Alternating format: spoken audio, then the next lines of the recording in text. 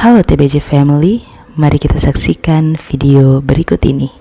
Kalau beriman, usahakan beriman itu karena keyakinan dari hati, bukan karena, mohon maaf nih ya sebelumnya, bukan karena dari pasangan, bukan karena dari apapun eksternal gitu, harus dari internal hati dulu, yakin bahwa menemukan kebenaran di dalam Kristus.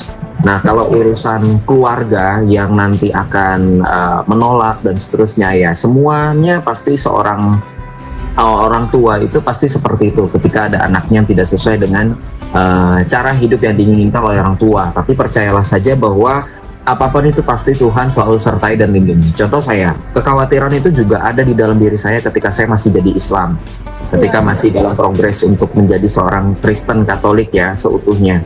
Tapi semakin kesini Tuhan kemudian menunjukkan belas kasih dan juga penyertaannya di dalam setiap langkah hidup saya, di mana pada akhirnya ya mau tidak mau keluarga secara perlahan terbuka dan menerima keadaan bahwa saya sudah menjadi seorang Kristen Katolik gitu. Jadi ya kita percayakan semua, kita serahkan semua ke dalam tangan pengasihan Tuhan, bahwa kita percaya Tuhan tidak akan pernah mungkin tidak akan pernah meninggalkan anak-anaknya gitu Kak Adelia.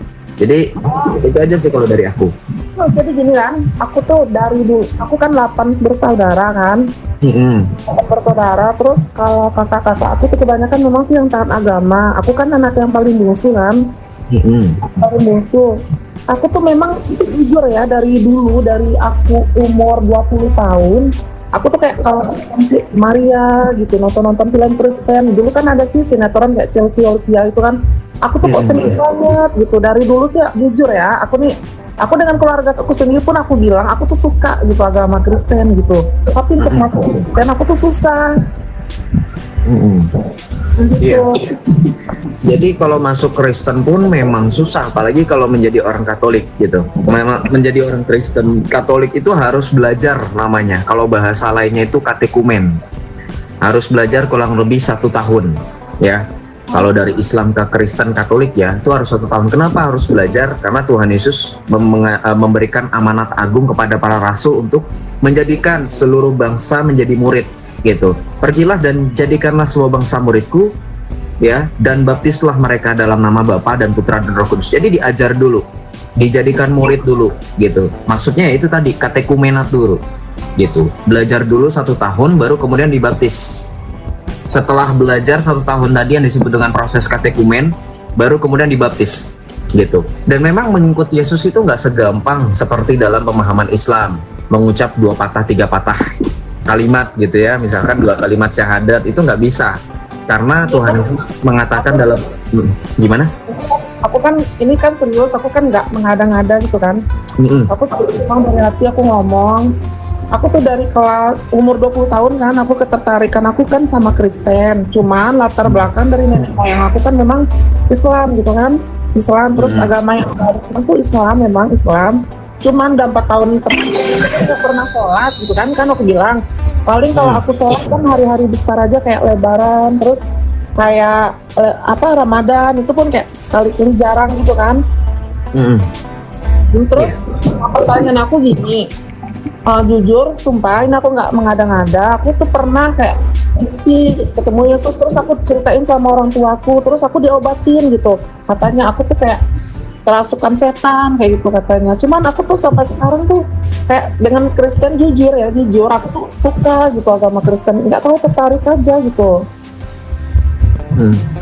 Kalau saya pribadi ya itu tadi sih, pesan saya tetap sama, bahwa ketika ingin mengikuti Tuhan Yesus itu jangan ada paksaan atau jangan karena tujuan tertentu yang bersifat fana atau sementara, harus dari kerelaan hati gitu. Saya juga dari latar belakang keluarga yang Islam gitu, saya paham bagaimana reaksi keluarga gitu. Kita punya permasalahan yang kurang lebih sama.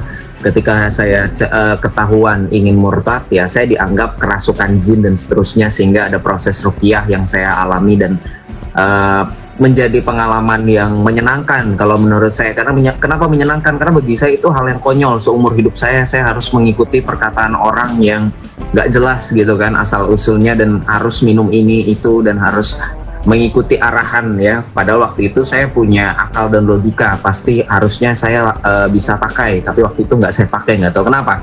Karena mungkin bukan terdoktrin, maksudnya lebih ke antara ke hipnotis lah. Saya juga nggak ngerti ya kalau dibilang itu kenapa gue nurut ya gitu. Jadi ya kadang aku tuh ya ampun gitu, kok kenapa aku mimpi Yesus kayak gitu, terus mimpi kayak Bunda Maria pakai baju putih kayak di pokoknya kayak di film gitu kayak di langit gitu, kok mimpi. Terus aku cerita sama keluarga aku tuh marah sampai aku diobatin kayak ke dukun gitu, terus kayak dibawain ke ustadz gitu, dikasih minum air putih. Jujur ya, udah dari umur 20 tahun sampai aku kan kemarin udah nikah terus aku cerai.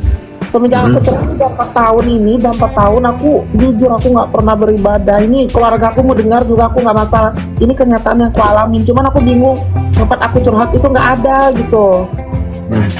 Jadi gini Kak, saranku kalau memang kakaknya sudah mau belajar kekristenan, kakak daerah Bandung atau daerah Jawa Barat? Aku nih di Jambi. Oh di Jambi. Baik teman-teman TBJ, kita sudah mendengar kesaksian dari wanita muslim di mana hatinya sangat rindu untuk menjadi pengikut Kristus. Bahkan dia juga bermimpi melihat Tuhan Yesus. Ketika seseorang sangat rindu untuk mengenal kebenaran, percayalah bahwa Roh Kudus sedang bekerja di dalam hatinya. Dalam Yohanes 14 ayat 6, kata Yesus kepadanya, "Akulah jalan, kebenaran, dan hidup. Tidak ada seorang pun yang datang kepada Bapa kalau tidak melalui aku." Ketika kita rindu untuk mengenal kebenaran, ingat bahwa Yesus adalah jalan, kebenaran, dan hidup. Mengapa demikian? Karena Yesus adalah firman yang menjadi manusia. Dalam Yohanes 1 ayat 1 dikatakan bahwa firman itu bersama-sama dengan Allah dan firman itu adalah Allah. Allah adalah sumber kehidupan.